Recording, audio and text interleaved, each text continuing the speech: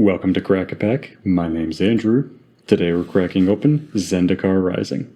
Let's get cracking.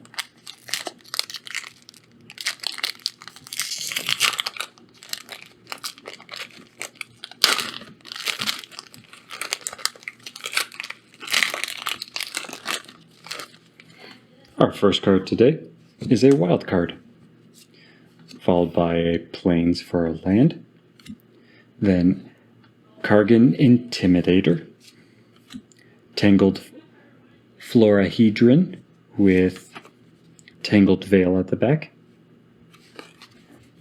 then Vine Gecko, Attended Healer, Oblivion's Hunger, Marauding Blight Priest, Seagate Colossus, Cliffhaven Sellsword, Scorch Rider, Nissa's Zendikar,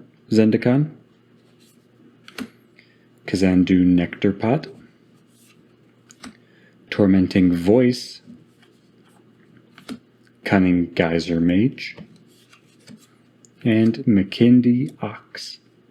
So again, we have the McKindy Ox, Cunning Geyser Mage, Tormenting Voice, Kazandu Nectarpot, Nissa's Zendikar, Scorch Rider, Cliffhaven Sellsword, Seagate Colossus, Marauding Blight Priest, Oblivion's Hunger, Attended Healer, Vine Gecko, Tangled Florahedron with Tangled Veil at the back,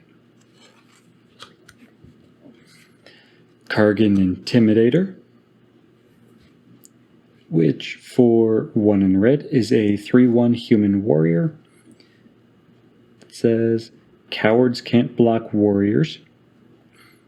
And then for 1, choose one that hasn't been chosen this turn. Kargan Intimidator gets +1/+1 until end of turn. Target creature becomes a coward until end of turn, or target warrior gains trample until end of turn. So you can make a creature unable to block Kargan or another warrior. You can give a warrior trample, or you can make Kargan get +1/+1 till end of turn. Not great. I mean, it is only 1 in the red. I guess it fits in Warrior Tribal or parties, maybe.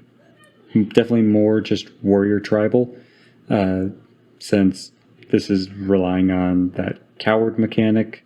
So you make one creature unable to block everything on your side because you're only playing warriors, or you give a warrior that you are definitely attacking with trample, or you give Kargan +1/+1.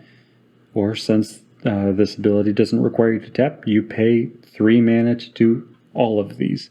So you give him +1/+1 and trample, and you make the big scary creature on your opponent's side a coward, so it can't block Kargan because he's a warrior. Now that I've actually talked it through, this is okay. It's definitely just a supporting creature for Warrior Tribal. It's an enabler. It's not the centerpiece for a Warrior Tribal deck, but it definitely makes Warrior Tribal decks just a little bit better by being on the battlefield.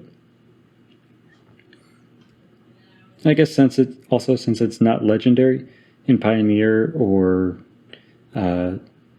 other non-singleton formats, you could run 4 of these all at once, and since it is pretty cheap, you might actually get all 4 of them out and be able to use each of their abilities, which then means you have 4 Kargans that are 4/2 for the turn, 4 cowards on your opponent's side, and 4 warriors with trample, which that definitely sounds better when you're saying, hey, I could get this 4 times instead of just 1.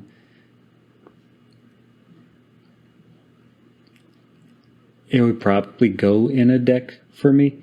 But it, like I said, it definitely wouldn't be like that, oh, look at this I'm going to do with this Kargan Intimidator. It would be more, all right, he's going to help me pull off a much more interesting combo. So then our land was a Plains, and we had a wildcard token. And that's all for today. Thank you for cracking along with me. Be sure to check back tomorrow as we crack open another pack.